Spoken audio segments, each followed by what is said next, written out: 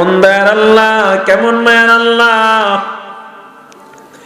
দুনিয়ার জমিনে আসার পর একটা গরু ছাগল দেখবেন নিজের রিজিক নিজে তালাশ করতেছে, নিজের খাবার নিজে তালাশ করে নেয়। আর মানুষ তুই এত দুর্বল, এত দুর্বল, দাঁড়াইতে পারো না, খাইতেও পারো না, কথা বলতে পারো না। আমি আল্লাহ কেমন মায়া করলাম, তোর মায়ের বুকে তোর জন্য আমি আল্লাহ এমন খাবার বানায়া দিলাম। গোটা দুনিয়ার মেডিকেল সায়েন্সের যত বিজ্ঞানীরা আছে সবাই মিলে কোনো বিজ্ঞান মায়ের দুধের এক ফোঁটা প্রোটিনওয়ালা খাবার বানাতে পারে না।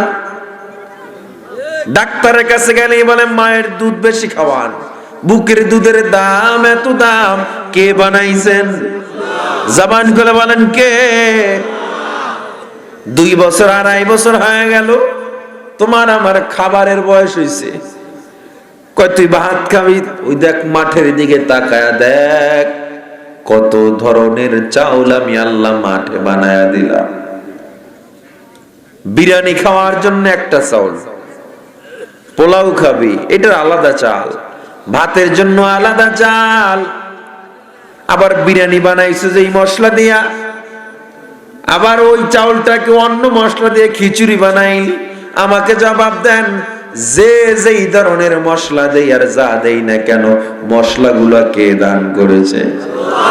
এগুলো তো গাছের চাল নাকি মানুষ বানাইছে? মানুষ বানাইছে কোনো মশলা? আল্লাহ বলে তুই শুধু শুধু ভাত খাবি, ভালো লাগবে না। এবার আমি আল্লাহ তোর জন্য তাকা দেখ, ওই নদীর দিকে তাকা, কত ধরনের মাছ আমি আল্লাহ বানাইলাম। 1 ধরনের না, 2 ধরনের না,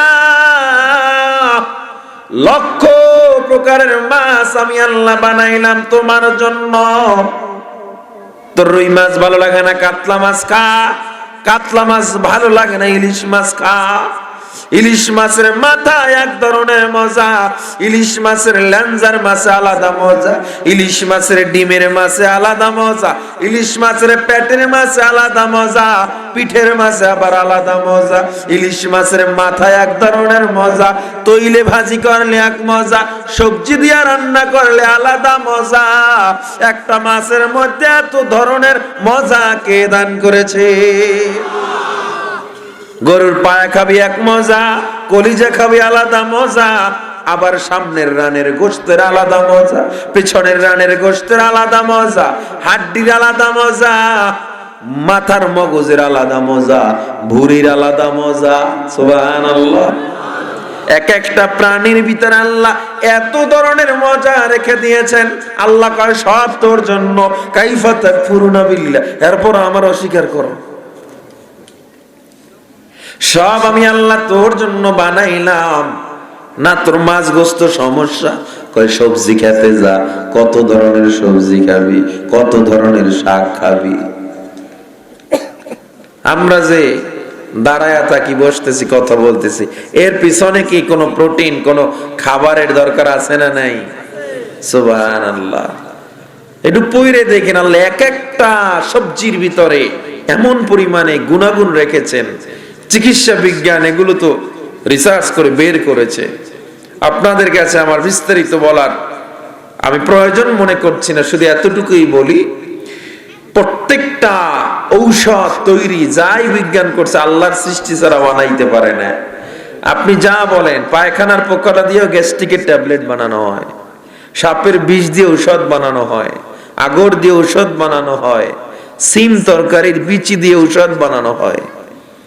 যাদের রক্তে কোলেস্টেরল বেশি, মিষ্টতা বেশি, বেশি করে করলা তরকারি খান। যাদের পেটে জ্বালা পোড়া, বদ হজম, বেশি করে লাউ তরকারি খান, লাউ সবজি শাক খান। যাদের মায়েদের বুকে দুধ হয় না, কলমি শাক বেশি করে খাওয়ান। কলমি শাকের পাশাপাশি কদুও খাওয়াতে পারেন। এত কিছু আল্লাহ এই শাক সবজির মধ্যে রাখছেন। চিন্তা করতে পারেন আপনি, এই যে মাটির নিচে একটা ছোট্ট পোকা আছে, কেঁচো, আপনারা চিনেননি? আমরা ছোটবেলায় এটা দিয়ে মাছ ধরতাম বসিতে লাগাইয়া। আপনাদের এই শৈলক উপরের দিকে ধরেনি এমনি? যাক, তাইলে একটা জিনিস তো মিলছে, ঠিক না?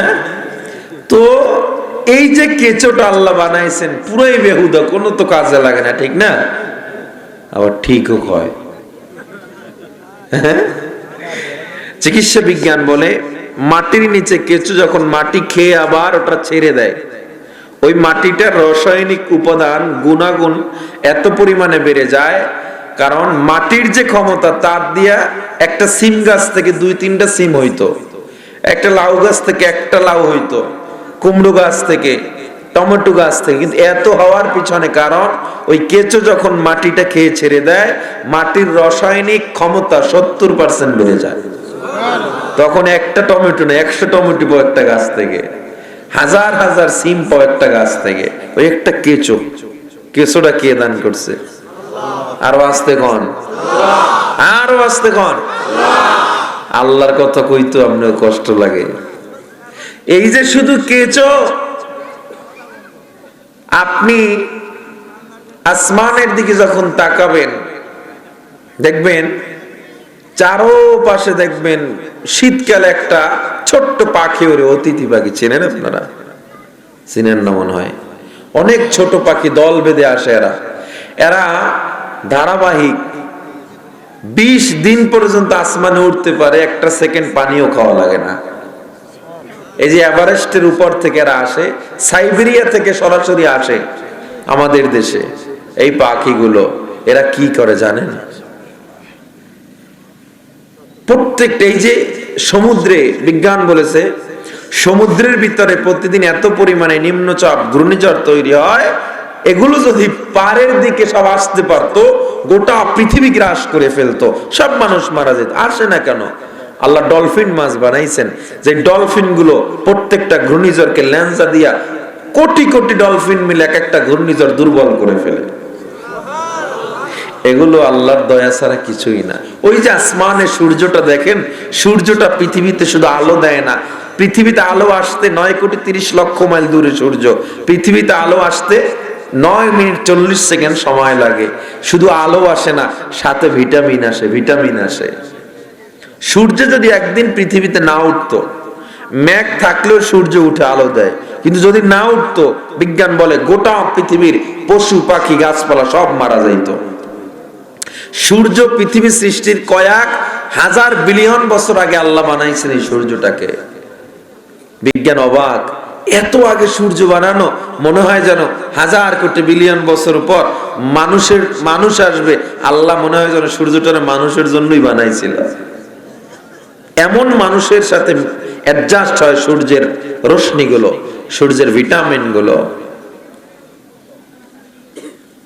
এজন্য আল্লাহ আয়াতে বলেন ওয়াফি আনফুসিকুম আফালা তুবসিরুন।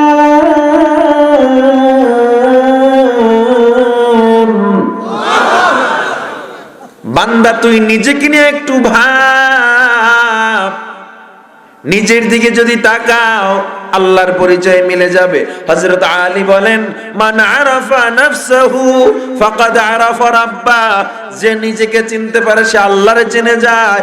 বান্দা যদি শরীরের দিকে তাকাও, একটা হাতের দিকে তাকাও, আল্লাহর পরিচয় মিলে যায়। চোখের দিকে তাকাও, একটা ক্যামেরা বানানোর জন্য বিজ্ঞান কতদিন পর্যন্ত গবেষণা করে, হাজার হাজার হাজার হাজার পৃথিবী শ্রেষ্ঠ বিজ্ঞানগুলো এক জায়গায় হইয়া অ্যাপেল কোম্পানির মোবাইল বানাইছে একটা ছবি ক্লিয়ার উঠানোর জন্য। তাও এই বছর বের করছে 48 মেগাপিক্সেল, সর্বোচ্চ দাম 2 লাখ টাকার উপরে। পরিশ্রম হাজার হাজার মানুষ, বড় বড় মেধা সেখানে খাটে। আর আল্লাহ যে আমাদের 2টা চক্ষু দিয়েছেন, 48 মেগাপিক্সেল নয় 576 মেগাপিক্সেল 2টা চোখে আল্লাহ দিয়েছে। কত? 576। বিজ্ঞান এমন ক্যামেরা বানাইতে বানাইতে কিয়ামত এসে যাইবে, পারবো না। 48 মেগাপিক্সেল, কত সুপার পাওয়ার ক্যামেরা, আপনি চিন্তা করতে পারেন। আল্লাহ যে আমাদের মাথা দিয়েছেন, এটা একটা মেমোরি। আপনি যে অনেক কিছু মনে রাখেন, অমুক সময় আমার খালার বাড়ি বেড়াইতে গেছিলাম, ওই যে ছোটবেলায় গিয়া ডাব পারতে গিয়া পড়ে গেছিলাম, মাছ ধরতে গিয়া সাপের কামড় খাইছিলাম, আরে কত মজা, মামি বাড়ি যাইতাম, চাচা বাড়ি যাইতাম, খালা বাড়ি যাইতাম, পিঠা খাওয়াইতো। শীতের ভিতরে আবার আমরা সবাই মিলে রস চুরি করতাম, এর মনে পড়ে না আপনাদের? আবার অমুক অমুক জায়গায় যাই আম চুরি করে খাইতাম। আমি চুরি করি না ভাই, আমি ছোটবেলাতে মাদ্রাসায়, আপনাদের কথা কইতেছি, এটা বেশিরভাগ হয়। কিছু চুরি জায়েজ আছে, কই দেমনি, বউ স্বামীর টাকা চুরি করে, এটা জায়েজ আছে। এখন তো আপনারা পকেট সাবধান রাখেন, আমার মা বোনরা কিন্তু সব পকেট খালি করে লাগব। কিছু জিনিস আছে না কইয়া নেওয়ার, কিছু আছে চুরি, ঠিক না? বাপে পোলার পকেট থেকে টাকা নেয় না, কিন্তু কোন পোলায় আসেনি বাপের পকেট থেকে নেয় নাই, দেখি কি আছে? হ্যাঁ আছে, এমন এমন কোন পৃথিবীর সব পোলাগুলো চোর, সব। আমিও তো নিছি বাপের পকেট দিয়ে, আপনারা নেন নাই মনে হয়, নিছেন নি? আল্লাহ, এই যে আপনি মনে করলেন সেই ছোট্টবেলায় বয়ে বয়ে কিচ্ছা কন্যা, আরে আমগো বাপের আমলে অমুক ভাইয়া ছিল, একসাথে 10 সের চাউলের পিঠা খাইয়া লাইছে এক বসনিতে। আরে আমগো সময় কি মাছ আছিল, মাছ ধরতে যাইতাম, খারই বইরা মাছ লই আইতাম, কুইটা শেষ করতে পারতো না, ফালাইয়া দিত। কয় না বুড়া মানুষে কিচ্ছা কয় না? এগুলো কই ছিল, আপনি মাথার কোথায় আছে এগুলো? এটা মেমোরিতে সেট হয়ে রয়েছে। এই যে আমি ওয়াজ করতেছি, আমি কোরআনের আয়াত বলবো, হাদিস বলি, যা বলি না কেন, আমার পড়ালেখার জীবন সবকিছু, আমি যে কোরআনটা পড়েছি আমার মাথায় এগুলো মেমোরির ভিতরে কি সেট হয়ে আছে। এই যে মোবাইলে যেমন ভিডিও থাকে, মাথায় এগুলো থাকে। তাইলে মোবাইলের মেমোরি কত বড় আর মাথার মেমোরি কত বড় জানার দরকার আছে না নাই? আমাদের মাথায় কি পরিমাণ মেমোরি বলে, আপনি মোবাইলে যদি ফুল 200 জিবি ধরেন, ফুল 264 জিবি ডাউনলোড করলেন, হয়তো 1 মাস ধর ভিডিও দেখবেন, বা ধারাবাহিক দেখলে 1 সপ্তাহে আপনার সব ভিডিও শেষ হয়ে যাবে দেখতে দেখতে। আর মাথার ভিডিও যদি ফুল সেট করেন, আর বড় একটা মনিটর টিভিতে যদি ওই ভিডিও চলা শুরু করে, বিজ্ঞান বলে 350 বছর হলে ভিডিও শেষ হওয়ার সম্ভাবনা আছে। সুবহানাল্লাহ, পকেটে থন বাড়ি যেয়ে কইেন। এই যে একটা মেমোরি দিছে আল্লাহ, এই আল্লাহর মহত্ব বলার প্রয়োজন আছে না নাই? তাহলে সুবহানাল্লাহ কর না। সুবহানাল্লাহর ব্যাপারে 3টা হাদিসও শুনেছি, তাও কয় না। আল্লাহ, মাথার মেমোরি, আমাদের মাথায় যে নিউরন রগ রয়েছে, 100 বিলিয়নের উপরে মাথায় শুধু রগ আছে, রগ। এক একটার সাথে এক একটা লিংক রয়েছে। মাথায় বিদ্যুৎ তৈরি হয়, কেমন বিদ্যুৎ জানেন? একটা 25 ওয়াটের বাল্ব আমাদের মাথায় যদি লাগানো হয়, অল টাইম জ্বলতে থাকবে। এত পরিমাণ বিদ্যুৎ তৈরি হয় মাথায়। বিজ্ঞান যত কিছু আবিষ্কার করে, আল্লাহর মহত্ব আরো বেড়ে যায়। আর বিজ্ঞান যা আবিষ্কার করে, হয়তো এই 100 বছর আগে, 50 বছর আগে বর্তমানে আবিষ্কার করে, আর আমরা হুজুররা আবিষ্কার করছি 1500 বছর আগে। সুবহানাল্লাহ বলেন। আমরা করছি না, আল্লাহ দিয়েছে ওইটারে করছি। এজন্য বলে কোরআন এমন একটা গ্রন্থ যার ভিতরে কসমোলজি বিদ্যা, অ্যাস্ট্রোলজি বিদ্যা, বায়োলজি, ফিজিক্স, পদার্থবিজ্ঞান, এরপরে রাষ্ট্রবিজ্ঞান, সমাজ ব্যবস্থাপনা, রাষ্ট্র কেমনে চালাবেন, পরিবার কেমনে চালাবেন, রাজনীতি কেমনে করবেন, এরপরে পরিবার, আন্তর্জাতিক জীবন ব্যবস্থা, অর্থনৈতিক জীবন ব্যবস্থা, ব্যাংকিং ব্যবস্থা, এমন কোন জ্ঞান নাই যা কোরআনে আল্লাহ দেয় নাই। কিছু কিছু বুদ্ধিজীবী নামের বুদ্ধি প্রতিবন্ধীরা কয়, হুজুররা কি পড়ালেখা করে, এদের ভবিষ্যৎ আছে? খালি কোরআন হাদিস লইয়া বয়ে রয়েছে। ওই মগায় জানে না যে কোরআন হাদিস ওদের শিক্ষার চেয়ে আরো বেশি কিছু দিয়ে রাখছে, ঠিক কিনা জোরে বলে? কোরআনে যা দিছে, কোটি কোটি কোটি কোটি বেঈমান কালেমা পড়ে শুধু মুসলমান হয়েছে। কোরআনের ভুল ধরতে গিয়ে দেয় না, কোরআনের আয়নায় নিজের ভুল ধরা পড়ে গেছে। আরে আমি তো ভুল, কোরআন তো সঠিক। 1500 বছর পর্যন্ত একটা হরকতের ভুল কেউ বের করতে পারে না। ঋগ্বেদ, গীতা, বাইবেল, রামায়ণ রিসার্চ করে মুসলমান বিধর্মী হয় না, কিন্তু কোটি কোটি বেঈমান কোরআন রিসার্চ করে মুসলমান হয়ে যাচ্ছে। বর্তমানে আমেরিকায় কি পরিমাণ মুসলমান বাড়তেছে, Siberia, Kenya, Canada, Sweden, Switzerland, Australia, England, European সব কান্ট্রিগুলোতে মুসলমানদের আধিক্যতা চোখে পড়ার মতো। সুবহানাল্লাহ। বর্তমানে বিশ্বকাপ চলে, কাতার বিশ্বকাপ না? জানেন না আপনারা? জানেন না মানে অন্য কোনো খবর না থাকলেও এটা ঠিকই জানে। জীবনে দেখি নাই ফজরের সময় নামাজে যুবকরে, হ্যাঁ 3টার সময় খেলা দেখতে উঠে যায়। আপনাদের এই জিনাই দেয় নাই? আছে কি? আজকে বাস খাইছেন মনে আর্জেন্টিনারা? হ্যাঁ, আবার ব্রাজিল একটা বাস খাক, দোয়া করি। এই দুই দল প্রথম শটে আউট হয়ে গেলে বাংলাদেশ ঠান্ডা হয়ে যাইব, ঠিক না? এখন যারা দল করে এরা তো বেজার হয়ে গেছে না? আপনি বেজার হইলে আমার কিছু করার নাই, কষ্ট পাইলে মাফ করে দেন। কিন্তু আপনাদেরকে বলি, এই ইহুদি খ্রিস্টান বিজাতীয় পতাকা উড়াচ্ছেন, নবীর কোন সুন্নতি পোশাক জীবনে গায়ে লাগালেন না আপনি, একটা সেই খেলোয়াড়ের পোশাক গায়ে লাগালেন। আপনার জীবনে দেখলাম না মাথায় টুপি, অথচ আপনি বিজাতীয় সংস্কৃতি চুলের কাটিং দিয়ে একটা খ্রিস্টান ইহুদি মেসি নেইমারদের মাথায় চুলের কাটিং ঢুকাইছেন। আপনি মুসলমান নামের কলঙ্ক।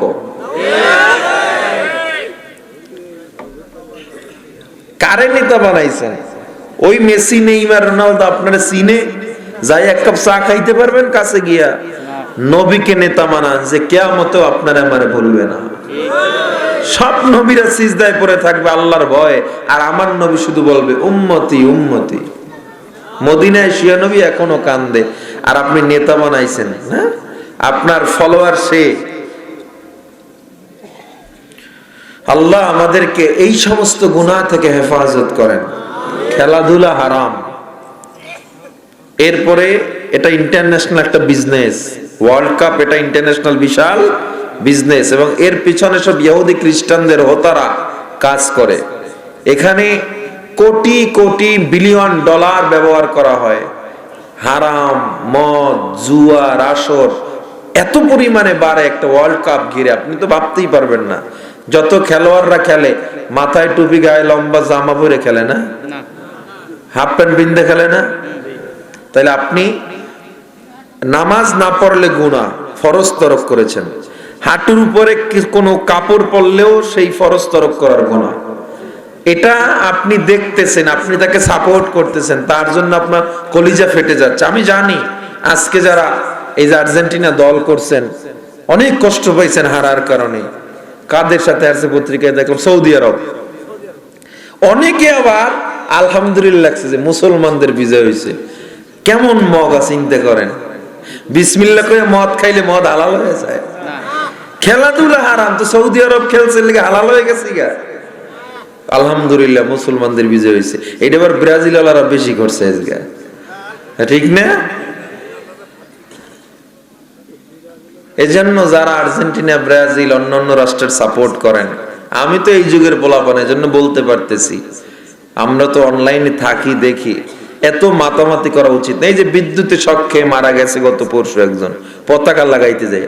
প্রতি বছর 10 জন 12 জন করে মারা যায়। 25টা রাষ্ট্র মিলে ভারতের চেয়ে রাশিয়া আরো বড়। ইউরোপিয়ান কান্ট্রি গুলো কত বড়, তাও পৃথিবীর 3/2 হলো পানি, 1 মাটি। এই 1 মাটিতে আবার 50% জায়গা শুধু খালি পড়ে রয়েছে, মানুষ থাকে না। এই পৃথিবী এত বড়, তাইলে 13 লক্ষ পৃথিবী যদি এক জায়গায় করা হয় কত বড় হবে? 13 লক্ষ পৃথিবী এক জায়গায় করলে যত বড় একটা সূর্য তত বড়। তাহলে এত বড় সূর্য, এইরকম 33 কোটি সূর্য ব্যাটেল জিউসের মধ্যে ঢুকে যাবে। আপনি বুঝেন না মনে হয় কথা? তাহলে ব্যাটেল জিউস তারকার চেয়েও বড় তারকা আছে। আল্লাহ তাআলা গ্যালাক্সি বানাইছেন, গ্যালাক্সির ভিতরে এরকম ব্যাটেল জিউসের মতো কয়েক হাজার কোটি তারকা থাকে শুধু গ্যালাক্সির ভিতরে। তাইলে আবার ব্যাটেল জিউসের চেয়ে গ্যালাক্সি বড়। গ্যালাক্সি কি সহজে বুঝবেন? একটা গ্লাস তো চিনেন? এই গ্লাসের মধ্যে 1 গ্লাস চাল, কি চাউল, এই চাল, এক একটা চাল এক একটা তারকা মনে করেন, আর এই গ্লাসটা হলো গ্যালাক্সি। এক একটা চাউল এক একটা তারকা কত বড় বলে সূর্যের চেয়ে 30 কোটি 40 কোটি গুণ বড়। তো একটা গ্লাসের মধ্যে কত হাজার চাউল, এরকম একটা গ্যালাক্সির মধ্যে হাজার কোটি তারকা থাকে, আর ওই এক একটা তারকা সূর্যের চেয়ে 30 কোটি 40 কোটি গুণ বড়, আর সূর্যটা পৃথিবীর চেয়ে 13 লক্ষ গুণ বড়। তাহলে গ্যালাক্সি কত বড় চিন্তা করেন।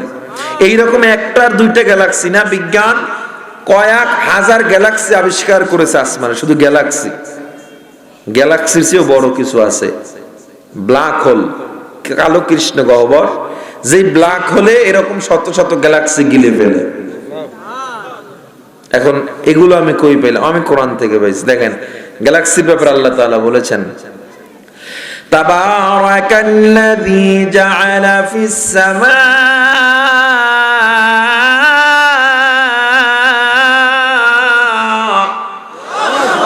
জাআলা ফিস সামাই বুরুজান ওয়া জাআলা ফিহা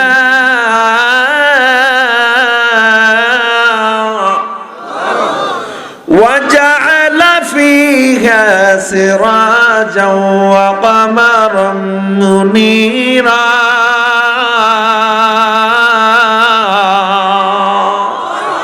বুরুজা মুনিরা। বুরুজ মানে তাফসীর ইবনে কাসিরে বলা হয় বুরুজ এমন একটা জায়গা, এই বুরুজের মধ্যে আল্লাহ কোটি কোটি তারকা রেখেছেন। যেই গ্যালাক্সিকে কোরআনের ভাষায় বুরুজ বলা হয়। কি বলা হয় জোরে বলেন? আবার বুরুজের চেয়েও বড় কিছু আছে, ব্ল্যাক হোল, যেখানে আবার এই গ্যালাক্সি গুলো পতিত হয়। এই ব্যাপারে পবিত্র কোরআনে আল্লাহ ১৫০০ বছর আগে বলে দিয়েছেন, ফালা উকসিমু বিমাওয়াকিন নুজুম।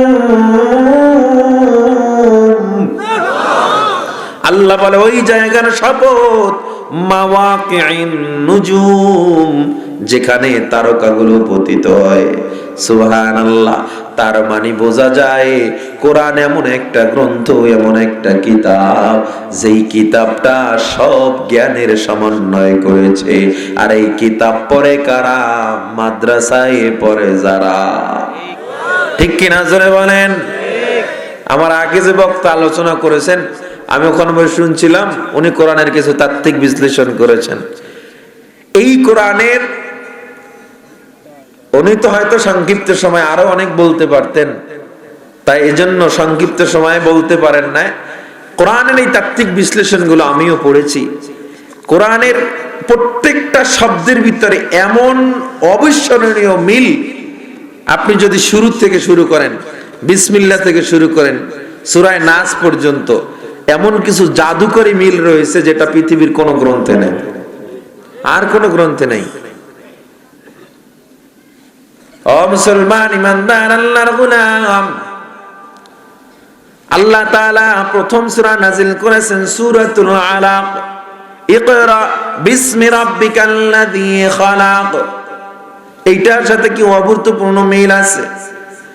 কোরআনের 114 সূরার সাথে কি অভূতপূর্ণ মিল রয়েছে? আমি বিস্তারিত আলোচনায় যাব না, কারণ কোরআন আমার আলোচ্য বিষয় না। আমি শুধু বুঝাতে চেয়েছি মুসলমান, এই কোরআন নিয়ে যে পরিমাণে গবেষণা আমি ক্ষুদ্র মানুষ করেছি, আমার তো মনে হয় কোরআনের কয়েক হাজার কোটি ভাগের 1 ভাগ জ্ঞানও আমার ভিতরে আসে না। তাও যদি আলোচনা শুরু করি, রাত শেষ হয়ে যাবে, কোরআনের তত্ত্ব শেষ করা যাবে না। এমন মহান এক গ্রন্থ আল্লাহ বানাইছেন, যেই কোরআনের ভুল যারা ধরতে গেছে, এই যে 1978 সনে বিজ্ঞানরা ফেরাউনের লাশ আবিষ্কার করলো। 3116 বছর ফেরাউনের লাশ লোহিত সাগরে ডুবন্ত ছিল। 3116 বছর পর বিজ্ঞান যখন উঠাইলো, দেখে লাশটা পচে নাই। কেন পচে নাই? অবাক।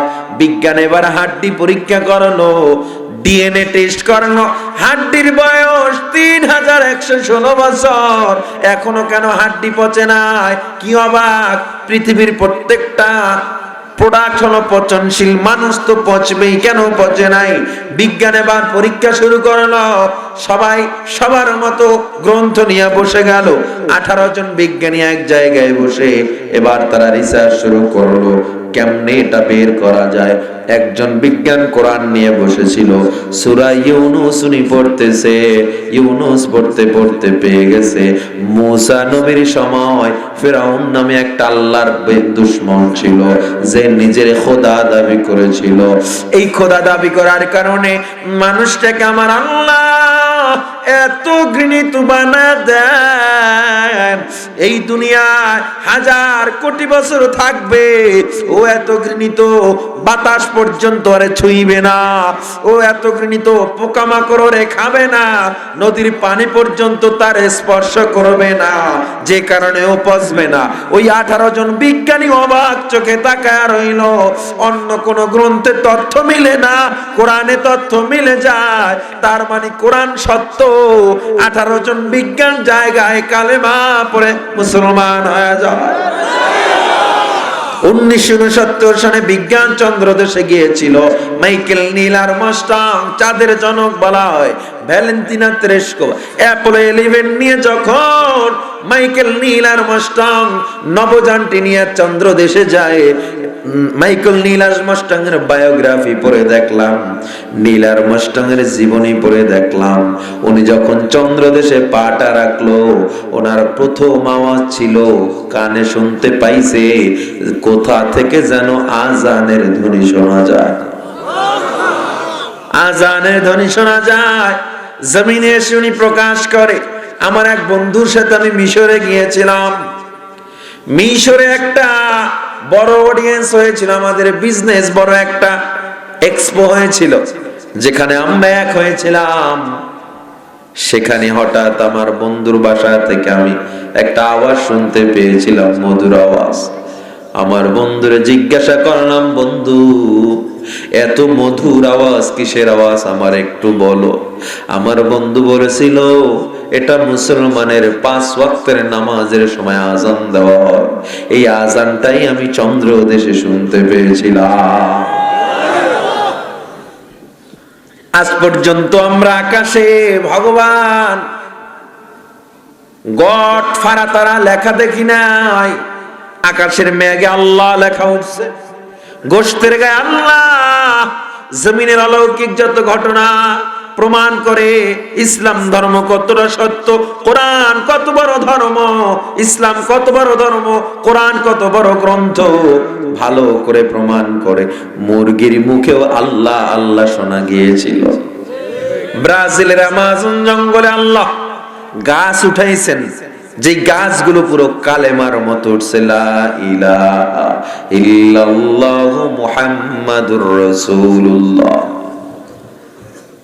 এরপরেও যদি আপনার টেনশন হয় যে না কোরআনে সন্দেহ আছে, এরপরেও আপনি চিন্তা করেন।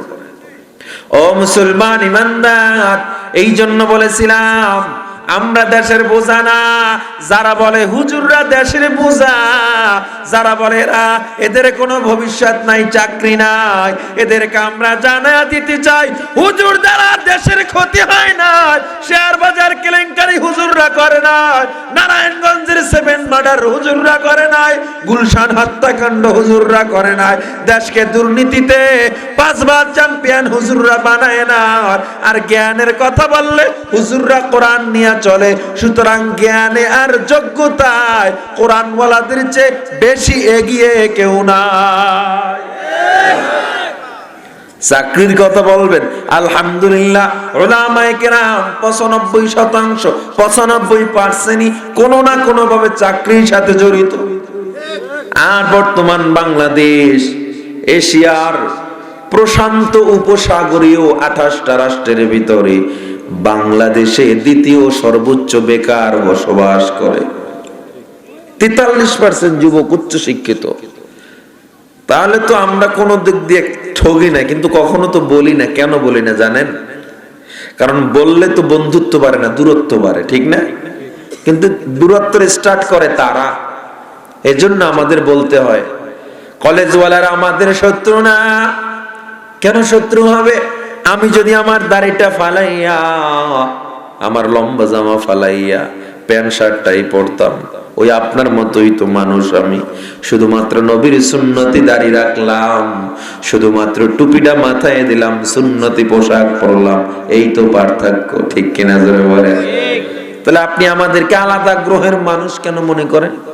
ওই চার দোকানে বয়ে বয়ে চা খায়, বিড়ি খায়, কোনো কাম নাই, হুদাই কয় বেটা যাই যা কস হুজুরের দেশ খাইছে। ঠিক কিনা? আবার কয় ঠিক, হুজুরের দেশ খাইছি না, কয় হুজুর গো কাম আছে আর মানুষের বাড়ি খায় আর বুড়ি বাড়ায়। কয় কি কয় না? আচ্ছা হুজুরও মানুষের বাড়ি খায়? অবশ্যই খায়। খাওয়ায় কে? আপনারা খাওয়ান পাইলে ছাইরে দেননি। শুক্রবারের জিলাপি কি পিডাপিডি করেন মনে করেন জানি না।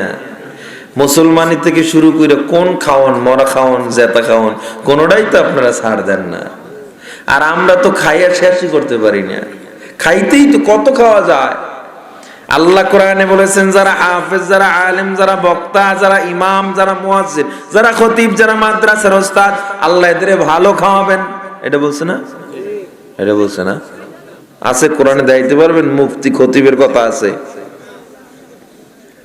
আল্লাহ কোরআনে বলছেন মান আমিলা সালিহা, যারা নেক আমল করবে, রিজকুন কারীম, আল্লাহ সবাইকে উত্তম রিজিক দিবে। সুবহানাল্লাহ। তার মানে নেক আমল করেনওয়ালার কথা আল্লাহ বলেছে, আপনিও সেটা হতে পারেন। যারা নেক আমল করে তাকায় দেখবেন 200-300 কোটি টাকা কামায়, অনেক কোটি কোটি টাকার মালিক হারাম কামাই করে, মাথায় চুল নাই। কেমন আছেন? ভালো নাই। কেন ভালো নাই? আপনি তো 300 কোটি টাকার মালিক, কেন ভালো নাই? কয় বউ কথা শোনে না, বড় ছেলে গাঞ্জা ঠিকাদার, মেজো ছেলে ইয়াবা ঠিকাদার। নাই নাই আছে, মাথা স্টেডিয়াম হয়ে গেছে, একটা চুলও নাই, টাকা কামাইতে কামাইতে। কেন ভালো নাই জানেন?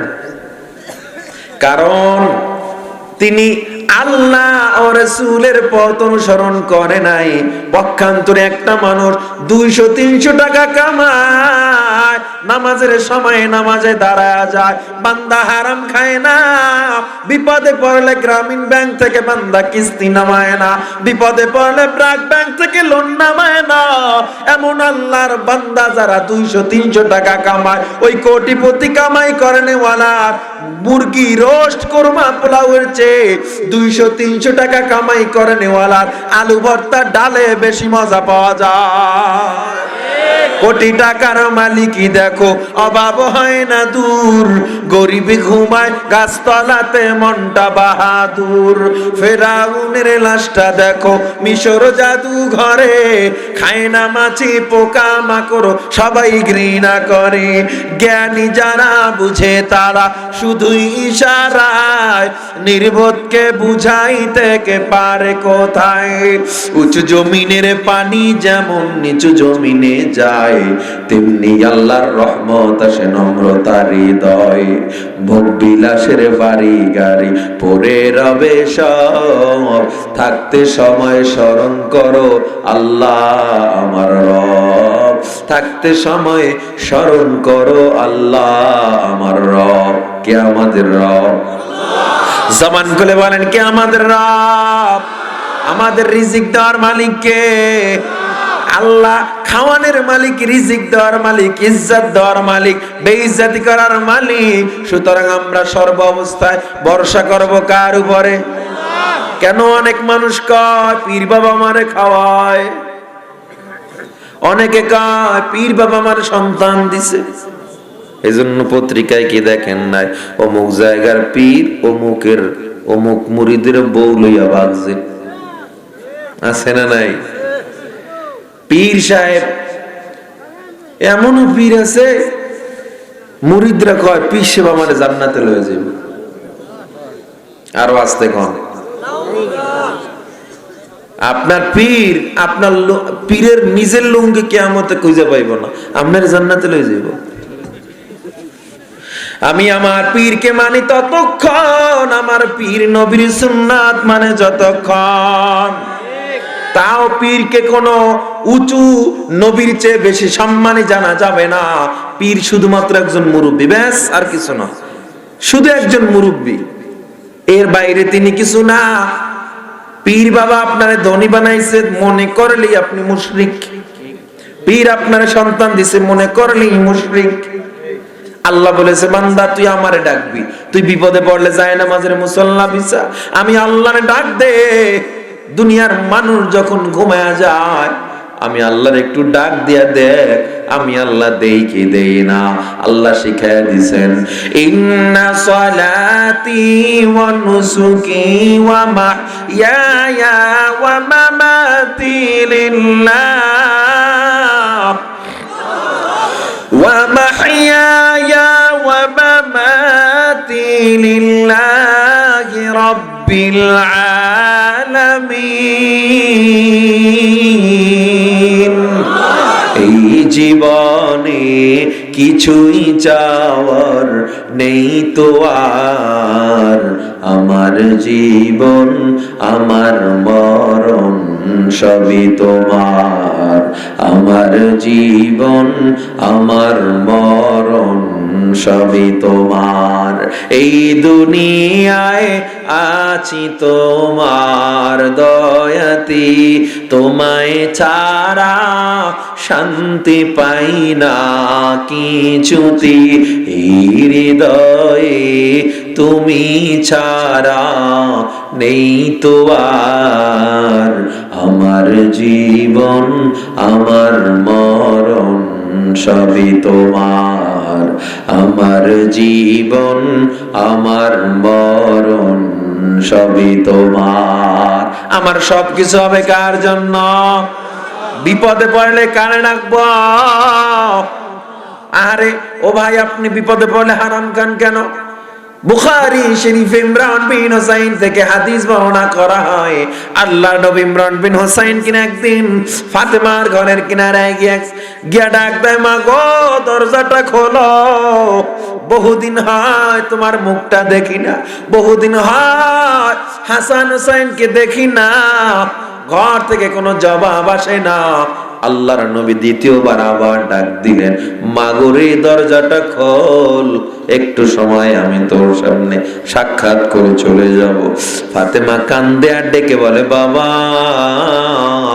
আমার শরীরে যথেষ্ট পরিমাণে কাপড় নেই, আমার কাপড়গুলো বিভিন্ন জায়গা থেকে ছিঁড়ে গেছে, বাবা কেমনে আমি সামনে আসবো? তোমার সাথে ইমরান বিন হুসাইন আছে বলে আমি আসতে পারবো না। আল্লাহর নবী নিজের গায়ের চাদরটা দিল, নে মা গায়ে লাগাইয়া বস, দরজা খোল। ফাতেমা চাদরটা গায়ে লাগাইয়া খাটের উপরে বসলো। আল্লাহর নবী ফাতেমার পাশে গিয়া যখন বসছে, ফাতেমা তার গালটা নবীর বাম বাহুর সাথে লাগাইয়া দিছে আর ডেকে বলে, বাবা গো বলো তো আর কতদিন এভাবে চলবো? আল্লাহ নবী ডেকে বলে, কি হয়েছে মা গো বলো। ফাতেমা বলে, বাবা ঘরের চুলায় 3 দিন হয়ে গেছে এখনো আগুন জ্বলে না, তোমার আদরের হাসান তোমার আদরের হোসাইন মাটিতে গড়াগড়ি করে ঘুমায়া গেছে ক্ষুধার যন্ত্রণা। ও বাবা কেমনে ধৈর্য ধরবো বলো? আল্লাহর নবীর চোখ বেয়ে বেয়ে পানি পড়া শুরু হয়। আল্লাহর নবী ডাক দিয়া কয়, মাগো মা আমরা আল্লাহর জন্য সবর করে আছি, আল্লাহর উপরে ভরসা করে আছি, আল্লাহই ব্যবস্থা করবেন, হারাম তো আমরা খাবো না। ও নবীর উম্মত, হাসানের ঘুম ভেঙে গেল, হোসাইনের ঘুম ভেঙে গেছে। হাসান লাফ দিয়ে এসে নবীর জড়ায়া ধরছে, হোসাইনও জড়ায়া ধরছে। হাসান ডাক দিয়া কয়, না না গো আনতাল কাযী ইয়া রাসূলুল্লাহ, গোটা আরবের বিচার করো না না, আজ যদি একটা বিচার না করো তোমায় আমরা আর মানবো না। আল্লাহ নবী ডাক দিয়ে কয়, কি হয়েছে বলো? হাসান পেটের থেকে গেঞ্জিটা সরায়া দিছে, হোসাইন গেঞ্জিটা সরায়া ডাক দিয়া কয়, না না দেখো পেটটা পিঠের সাথে লাইগা গেছে, তোমার মেয়ে 3 দিন পর্যন্ত খানা দেয় না, আজকে যদি বিচার না করো তোমায় আর মানব না। আল্লাহর নবী হাসান হোসেন রে জড়াইয়া হাউমাউ করে কান্না করে দিছে। আল্লাহর আরশটা পর্যন্ত কেঁপে উঠল। জিবরিল আমিন দৌড়ে আগে আল্লাহর আরশের কিনারায় গিয়া ডাক দিয়া কয়, দয়ার আল্লাহ, মুহাম্মাদের কান্না সহ্য হয় না, ফেরেশতারা পর্যন্ত সহ্য করতে পারে না। আল্লাহর নবীর কান্না থামান, আর এক ফোঁটা পানিও যেন জমিনে স্পর্শ না করে। ইবনে ওমর থেকে হাদিস বর্ণনা করা হয়, গর্তের পিপিলিকা পর্যন্ত সেদিন কান্না করেছিল। উটের একটা বাচ্চা উটের মায়ের স্তনে দুধে মুখ লাগায় না। উটের মা ডাক দেয়া কয়, বাচ্চা কেন দুধ খাও না? ওই বাচ্চাটা ডেকে বলে, মা গো, আমি দুধ কেমনে খাবো? আমার নবী তো এখনো খায় নাই, আমি কেমনে খাবো? হাসান হোসাইনের পেটে এখনো ক্ষুধা। ইবনে ওমরের হাদিস থেকে বর্ণনা করা হয়, জিবরিল আমিন খুব দ্রুত বেগে আল্লাহর নবীর কাছে চলে আসছে। আয়েশা ডাক দেয়া কয়, নবী গো, আপনার কান্না সহ্য হয় না, আর যদি এক ফোঁটা পানি আপনার দাড়ি বেয়ে নিচে পড়ে, আমি গোটা আরবকে পাহাড়ের চাপা দিয়া সব মানুষগুলো মেরে ফেলবো। ও নবী, আপনি রহমাতুল লিল আলামিন, আপনি সাইয়্যিদুল মুরসালিন, আপনি আর কাঁদবেন না। আল্লাহ নবী হাসান হোসাইন রে বুঝায়, বুঝে না। যত বুঝায় বাচ্চা মানুষ ক্ষুধার যন্ত্রণা সইতে পারে না। আল্লাহর নবী এবার কয়, তোরা কার কাছে বিচার চাও হাসান? তোর এই বহতবাগা নানার কবর তো তোরা একবারও নেও না। আল্লাহ নবী নিজের পেটের চাদরটা হালকা একটু সরায়া কয়, ও হাসান তাকা দেখ, হোসাইন তাকা দেখ, তোরা 3 দিন পর্যন্ত খাও না, তোর নানায় 7 দিন পর্যন্ত এখনো রুটি মুখে দেয় না। 7টা পাথর পেটে বাঁধা, খন্দকের কূপ কেটে আমি এই মাত্র আসছি। হাসান, তোরা কার কাছে বিচার চাও? হাসান হোসাইন নবীর জড়ায়া কান্দে আর কয়, নানা গো, আমাদের পেটে কোনো ক্ষুধা নাই। জিবরিল আমিন ওদিকে আর ধৈর্য ধরতে পারে না। জিবরিল আমিন আবার ডেকে বলে, লামলা উদ্দুনিয়া বিদ্যাহাবি ওয়াল ফিদ্দাতি, ও নবী, ফাতেমাকে আপনি বলেন, এখন যদি চায় আল্লাহর হুকুমে আমি জমিন থেকে আসমান পর্যন্ত স্বর্ণ রূপা দিয়া ভরে দিব। সুবহানাল্লাহ। আর আপনার মেয়ে যদি চায় জান্নাতের সরদারানি আল্লাহ বানায়া দিবেন। আল্লাহ নবী ফাতেমাকে ডেকে বলে, মা গো, আল্লাহর নবী ফাতেমার দিকে তাকায় বলে, মা গো, আল্লাহ তোমার জন্য পুরস্কার পাঠাইছেন। তুমি যদি বলো আল্লাহ জমিন থেকে আসমান পর্যন্ত স্বর্ণরূপা করে দিবে, আর তুমি যদি চাও জান্নাতের সরদারিনী তোমারে বানায়া দিবে। আল্লাহর নবীর মেয়ে ফাতেমা কেমন ফাতেমা? ফাতেমা বলে, বাবা, রদিনা বিল জান্নাহ, বাবা গো, আমি দুনিয়া চাই না, আখিরাতের জান্নাত চাই। আর এতটুকু আমরা তো 3 দিন না, এক ওয়াক্ত খানা আমাদের অভাব হয় না, তাও হারাম খেয়ে যাই আমরা। ও যুবক, ও বৃদ্ধ বাবা আমার, নবীর মায়া যদি অন্তরে থাকে, মানুষ তো গুনাহ করতে পারে না, ঠিক কিনা জোরে বলেন? আল্লাহর নবী কেমন মায়ার নবী জানো? ঈসা, মুসা পর্যন্ত, ইব্রাহিম নবী পর্যন্ত সবাই বলবে নাফসি নাফসি।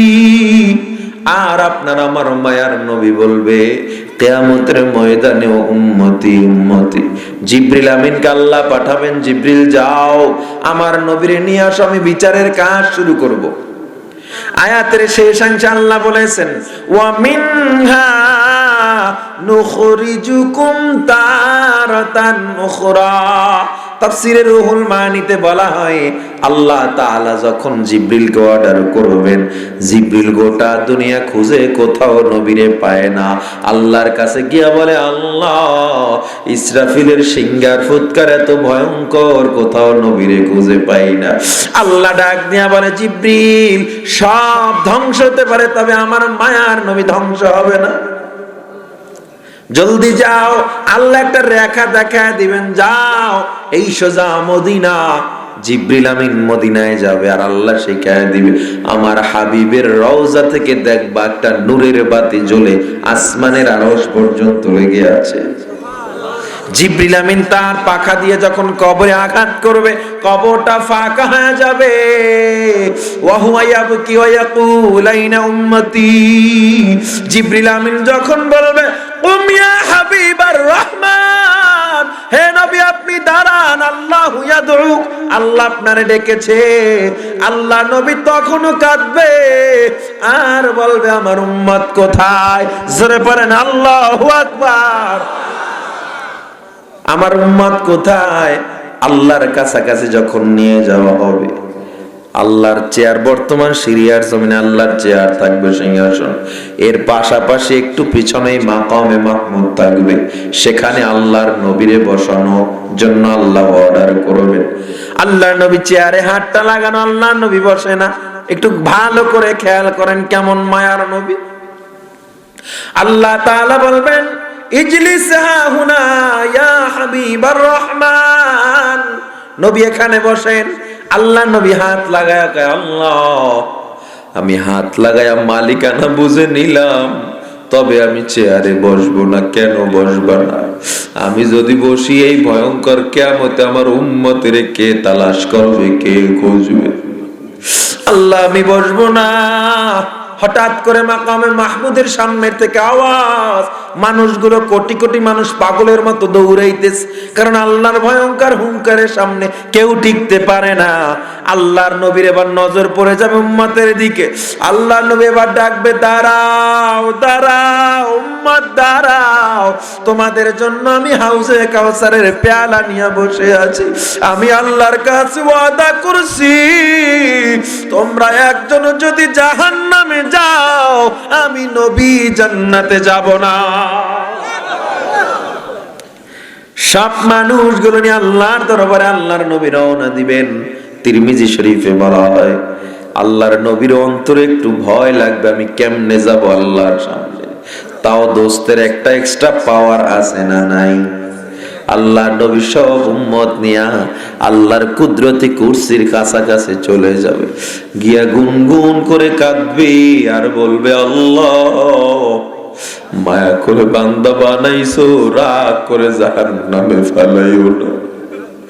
তুমি তো বলেছো লাম ইয়ালিদ ওয়া লাম ইউলাদ ওয়া লাম ইয়াকুন লাহু কুফুয়ান আহাদ, কাউকে জন্ম দাও নাই, কারো থেকে জন্ম নেও নাই, কেমনে রাগ করে ফালায়া দিবা? আদর রিয়া মানুষ আল্লাহ বানায়া, কেমনে দিবা জাহান্নামে ফালাইয়া? বান্দা যখন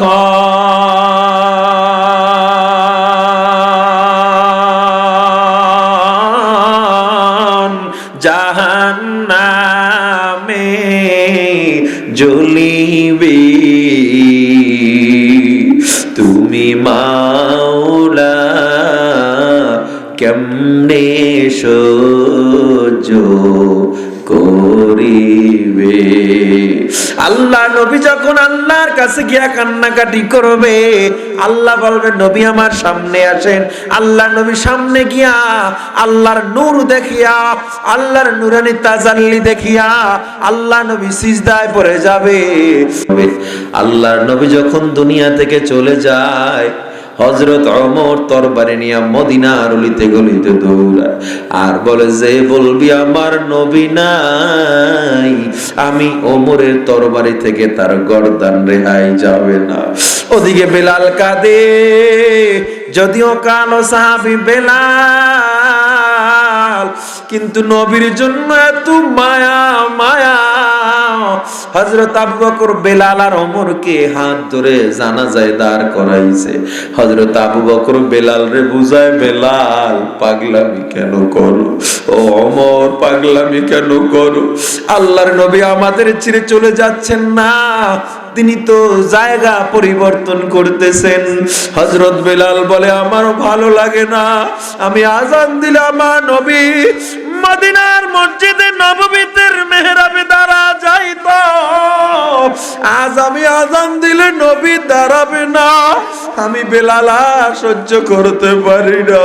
হযরত বেলাল জানাজা শেষে গাট্টি বস্তা নিয়ে রওনা দিছে, মদিনায় আর থাকবে না। খলিফাতুল মুসলিমিন ওমর কোন মতে সবাই বুঝায়া শোনায়া বেলালে রাখছে। কিছুদিন পর বেলাল একটা গাট্টি নিয়ে পোটলা নিয়ে রওনা দিছে মসজিদে নববীর সামনে থেকে। হযরত ওমর তখন গভর্নর ছিলেন। হযরত ওমর ডেকে বলে বেলাল কই যাও? হযরত বেলাল বলেন ও ওমর আমি অনেক দূরে চলে যাই। হযরত ওমর বলে কিসের তোমার অভাব, আমাকে বলো, আমি অভাবগুলো পূরণের চেষ্টা করব। প্রয়োজনে বাইতুল মাল থেকে তোমার জন্য আমি মাসিক খানা নির্ধারণ করে দিব। হযরত বেলাল কয় আমার অভাব তুমি পূরণ করতে পারবা না। হযরত ওমর বলে না একটু বলো চেষ্টা করি। হযরত বেলাল বলে যদি করতেই চাও আমার নবীরে একটু এনে দাও, এই মদিনায় আমার আর মনটা টিকে না। আমি আজান দেই আমার নবী তো আসে না, আমি আর মদিনায় থাকবো না, কারণ মদিনার যেখানে তাকাই আমি নবীর সেই সংস্পর্শের জায়গাগুলো দেখতে পাই, আমি আর থাকবো না। বেলাল মদিনা ছেড়ে বহু দূর চলে গেল, দামেস্কে চলে গেল। সিরিয়া সফর করে বেলাল মদিনার টানে আবার মদিনার চারপাশে ঘুরে, খন্দকে ঘুরছে বেলাল, খায়বারে ঘুরে, ঘুরতে ঘুরতে উহুদের ময়দানে বেলাল চলে গেছে। নবীর উহুদের ময়দানের দাঁত ভেঙে যেখানে পড়েছিল রক্ত পড়েছিল, একটা পাথর এখনো পাথরটা সেখানে রাখা আছে, ওই পাথরে আমার নবী রক্ত শরীর নিয়ে হেলান দিয়ে বসেছিল। হযরত বেলাল পাথরটা মোসায়া ডাক দিয়া কয় পাথর তোর কপাল কত ভালো, তোর গায়ে নবীর পিঠটা লেগেছিল। বেলাল সেখানে পাথরটা মুছায়। বেলাল হঠাৎ করে ঘুমে যায়, স্বপ্ন করে আমার নবী হাজির। আমার নবী ডাক দেয়া কয় বেলাল আমার মদিনা একা ফালায়া কই ঘুরো? ও বেলাল কেমনে এমন পারো? হযরত বেলাল সজাগ পাগলের মতো মদিনার দিকে দৌড়ায়। দীর্ঘ 6 মাস পর বেলাল মদিনার এরিয়ায় যখন ঢুকলো, হযরত আবু বকর কিছু মানুষ নিয়ে দাঁড়ায় দাঁড়ায় কথা বলতেছিল, খুব গুরুত্বপূর্ণ সভা। আবু বকর হঠাৎ করে নজর পড়ে গেল দূরে একটা মানুষ দাঁড়ায় রয়েছে, কালো মানুষ, চুলগুলো কেমন আউলা জাউলা, ধুলো মাখা শরীর। হযরত আবু বকর চিনতে আর বাকি নাই বেলাল। মিটিং ছেড়ে আবু বকর পাগলের মতো বেলালের দিকে দৌড় দিছে। বেলালের কাছে গিয়া বেলাল রে জড়ায়া আবু বকর ডাক দেয়া কয় ওরে নিষ্ঠুর, মায়ার নবী আমাদের ইয়াতিম বানাইছে, তুইও কেমনে আমাদের ইয়াতিম বানায়া চলে গেলি? ওরে বেলাল কেমনে পারলি আমাদের ফালায়া যাইতে?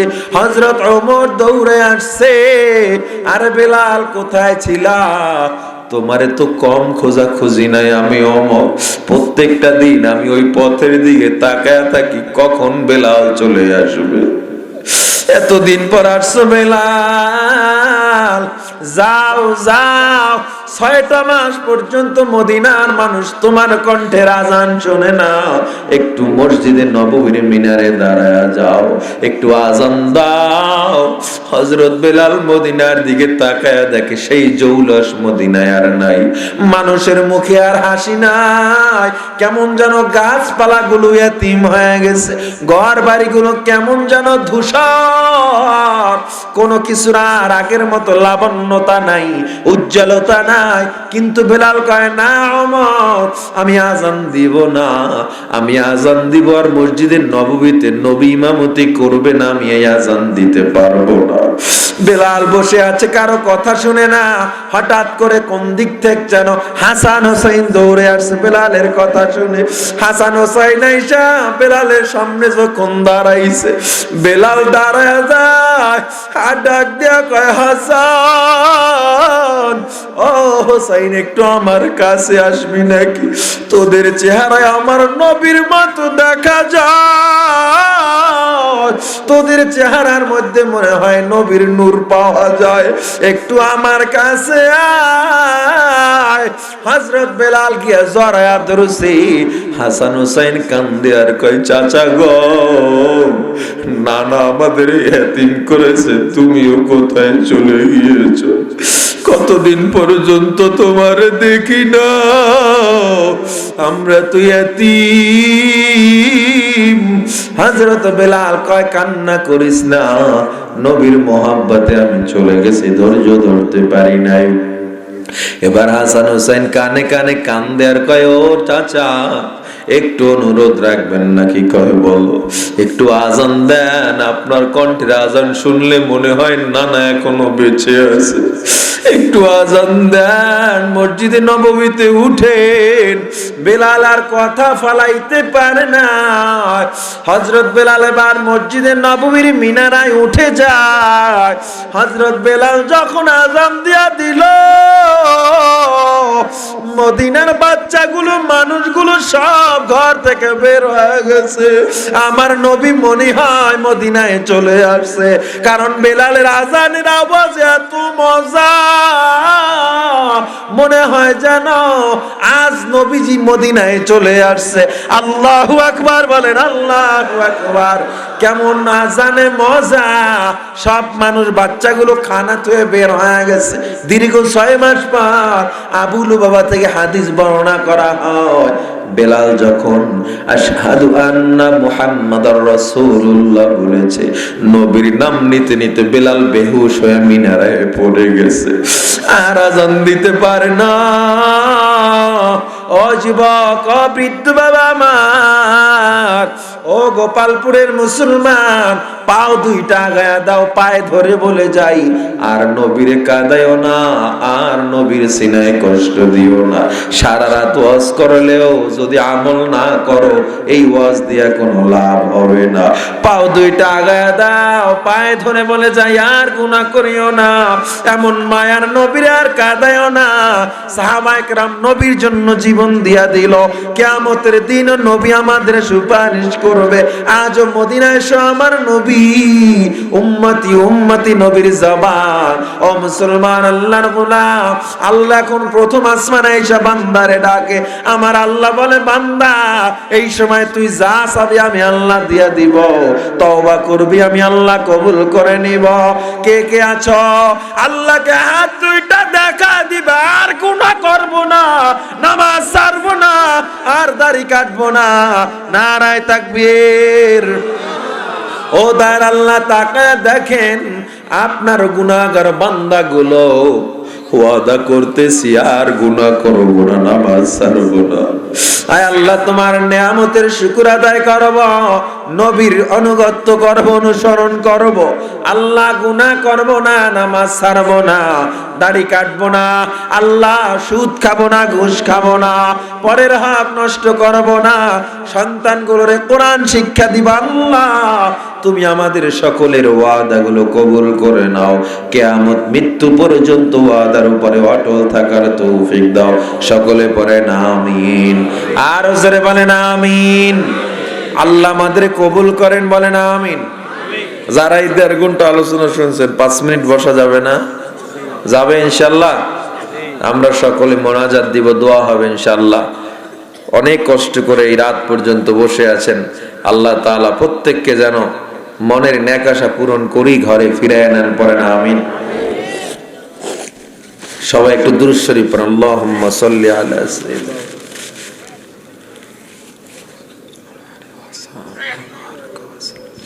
সবাই সবার জন্য দোয়া করবেন। আজকের মাদ্রাসার দক্ষিণ গোপালপুর মক্তব কমিটি ইসলামী যুব সংঘের এই মাহফিলকে যেন আল্লাহ কবুল করেন, তাদের জন্য দোয়া করবেন। যুব সংঘের যুবক ভাইরা কষ্ট করেছে, আরো কমিটিবৃন্দ, এরপরে হাফেজ মাওলানা হাবিবুল্লাহ সাহেব, জামে মসজিদের ইমাম সাহেব, সভাপতি মফিজউদ্দিন বিশ্বাস সাহেব, আরো ডাক্তার রজব আলী বিশ্বাস সহ যুবক ভাইরা, অন্যান্য মানুষ যারা কষ্ট করেছেন এই মাহফিলের জন্য, আল্লাহ তাআলা সকলের কষ্টকে কবুল করে নেন। আমিও দোয়া চাই, মাদ্রাসা চালাই আপনাদের দোয়ায়। 3টা মাদ্রাসা অনেক কষ্ট করে চালাই, যেখান থেকে যা পাই মাদ্রাসাই ব্যবহার করি। 2 জন মানুষ খাওয়াইতেই তো অনেক কষ্ট, ঠিক না? সেখানে 3টা মাদ্রাসায় কত ছাত্র চিন্তা করতে পারেন। মাঝে মধ্যে নিজে বাজার করব এই টাকাও খুঁজে পাই না বাসায়। আপনারা তো কত কি মনে করেন পিছে পিছে। আল্লাহর শুকর, ওলামায়ে কেরামের টাকা হলে ইসলামের পথেই ব্যয় হয়, ঠিক না? এই এলাকার মাদ্রাসা, মসজিদ সবকিছুকে আল্লাহ কবুল করে নেন। আমার মাদ্রাসার জন্য দোয়া চাই, এই মসজিদ, এই মাহফিল কমিটি সবকিছুর জন্য দোয়া চাই। কি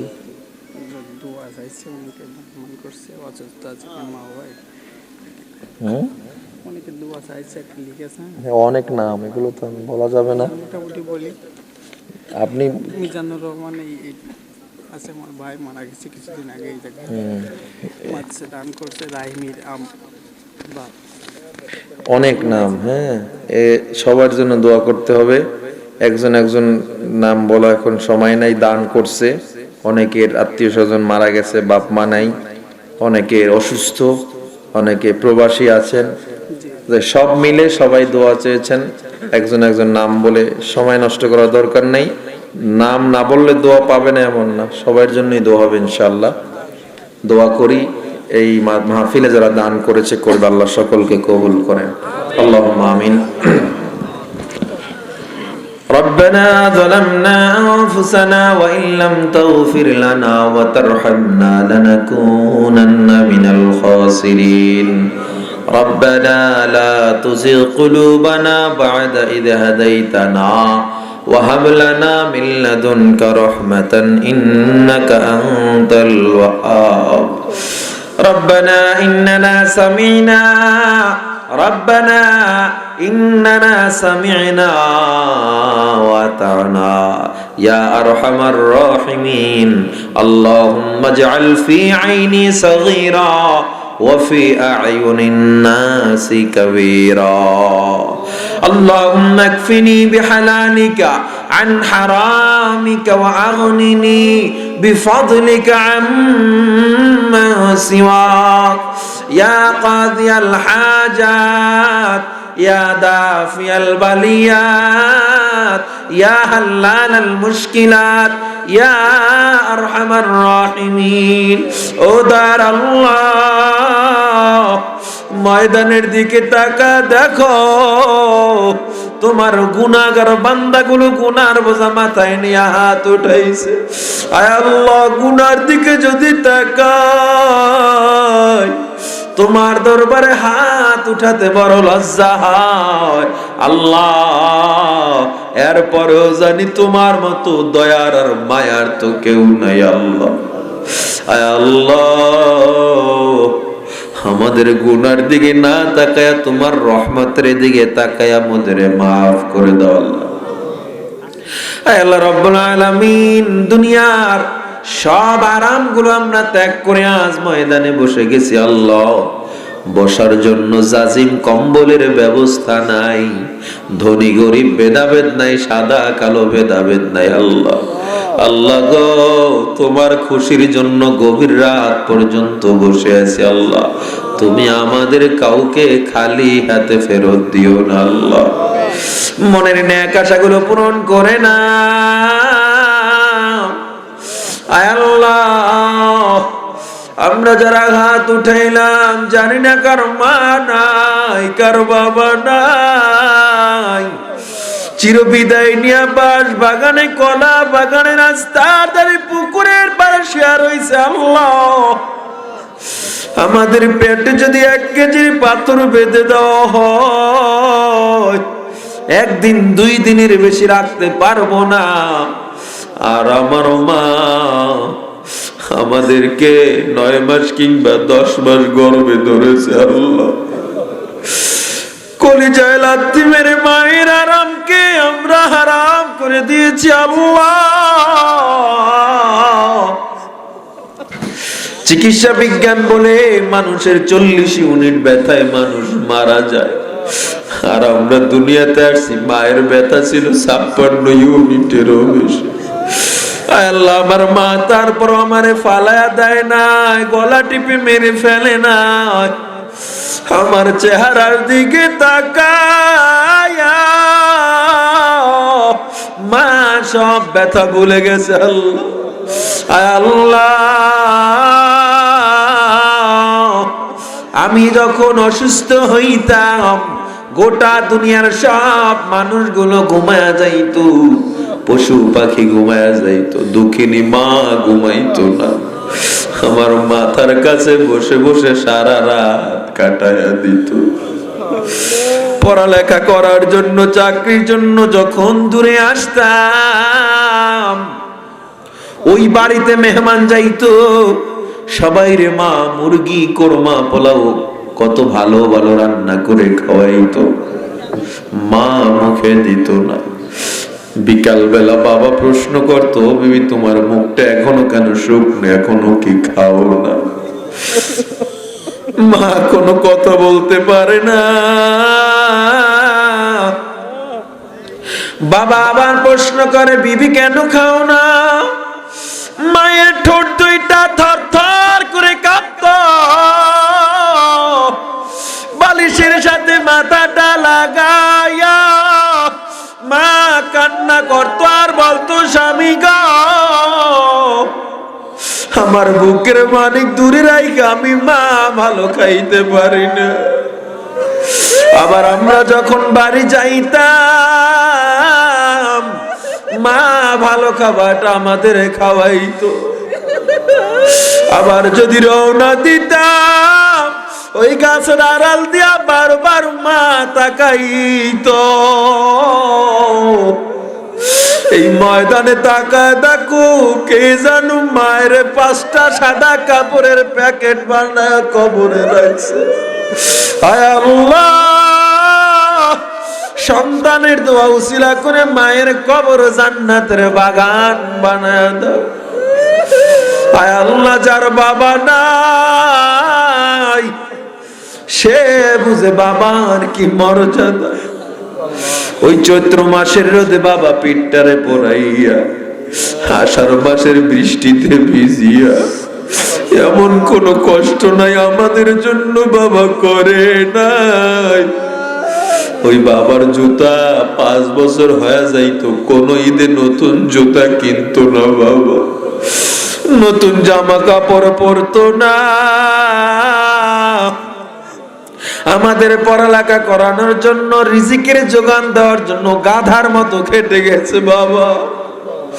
আমাদের আশা পূরণের জন্য, চাহিদা পূরণের জন্য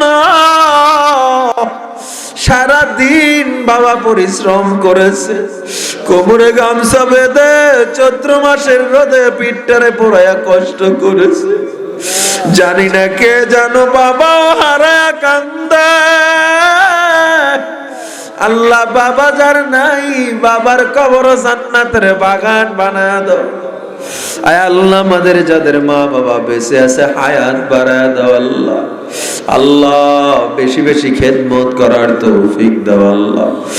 আল্লাহ, আমাদের 5 ওয়াক্ত নামাজি বানায় দাও, সুদ ঘুষ মুক্ত জীবন দাও। আয় আল্লাহ, যাদের চাকরি হয় না চাকরির ব্যবস্থা করে দাও আল্লাহ। যারা পরীক্ষার্থী পরীক্ষায় সফলতা দাও আল্লাহ। আয় আল্লাহ, মরণ তো হবে জানি, তবে মরণ হওয়ার আগে আমাদের সকলকে কাবার কালো গিলাফ ধরে লাব্বাইক বলার তৌফিক দাও আল্লাহ।